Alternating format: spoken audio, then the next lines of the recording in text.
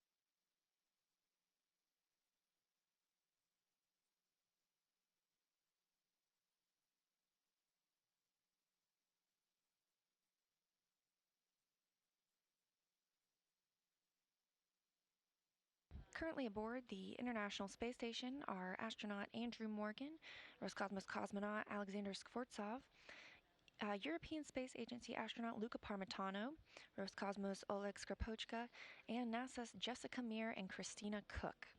This is the first spaceflight for Andrew Morgan, Jessica Meir, and Christina Cook.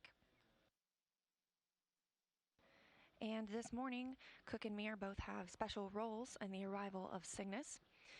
Jessica Meir will be the prime robotics controller on the space station, and she'll take her place in the cupola, which is the bay window area at the workstation, and use the Canadarm2 to reach out and grapple the spacecraft before handing controls back over to teams on the ground for the berthing of the vehicle to the Unity module. She is backed up this morning by NASA's Christina Cook, and NASA astronaut Drew Morgan will monitor Cygnus systems during final stage of the rendezvous.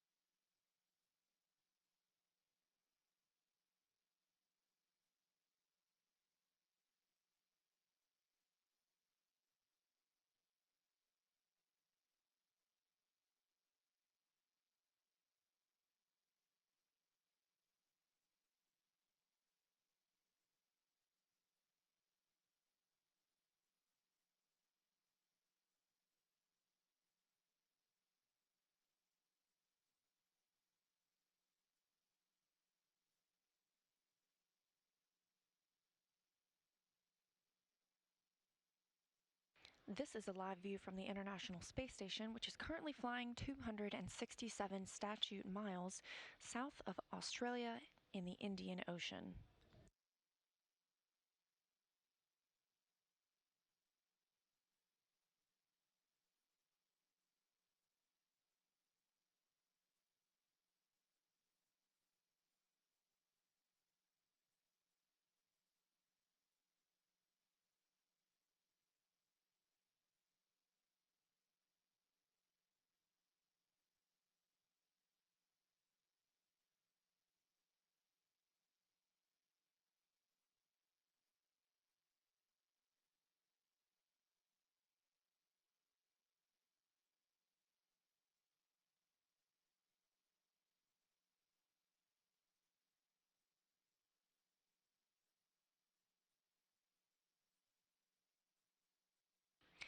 It's taken Cygnus about 2 days to get to the point where you see it now. It launched on time at 8:59 a.m. Central Time, 9:59 a.m. Eastern on November 2nd, 2019, carrying over 4 tons of cargo to the International Space Station. You can see Cygnus here lifting off on the Antares rocket from the Mid-Atlantic Regional Spaceport's Pad 0A at NASA's Wallops Flight Facility in Wallops Island, Virginia. It was a sunny morning, and Cygnus made it off the launch pad on the first launch attempt. And after the first stage burning for approximately 3 minutes and 18 seconds, we switched over to the Stage 2 motor, eventually Cygnus making an 8-minute and 49-second ascent into orbit.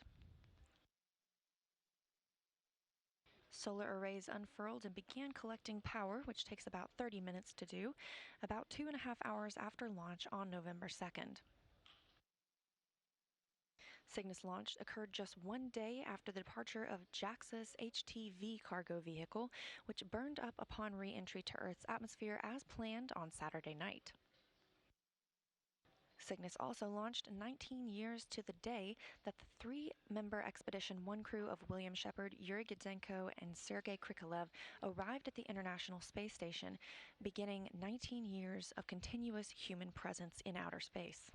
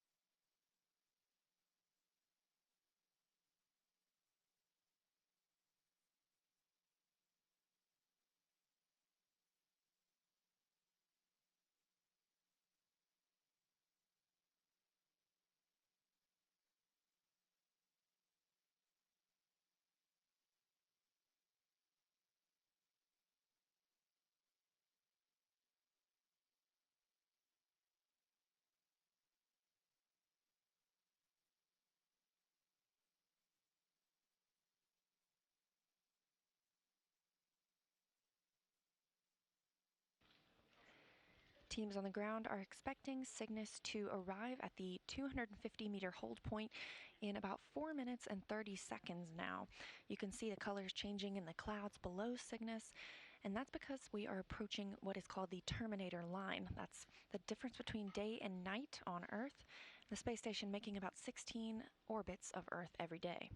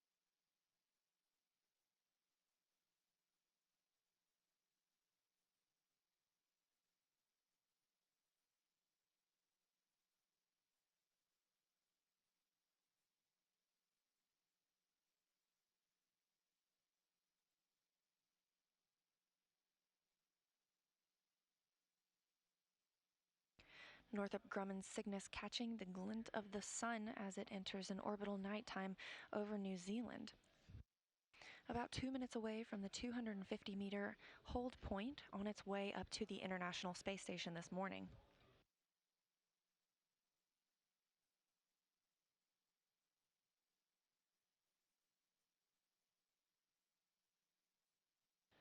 Everything's still moving smoothly this morning. It's about an hour until Cygnus reaches that capture point of 10 to 15 meters from the International Space Station, so we're still looking for an on-time capture at about 3:10 a.m. Central Time.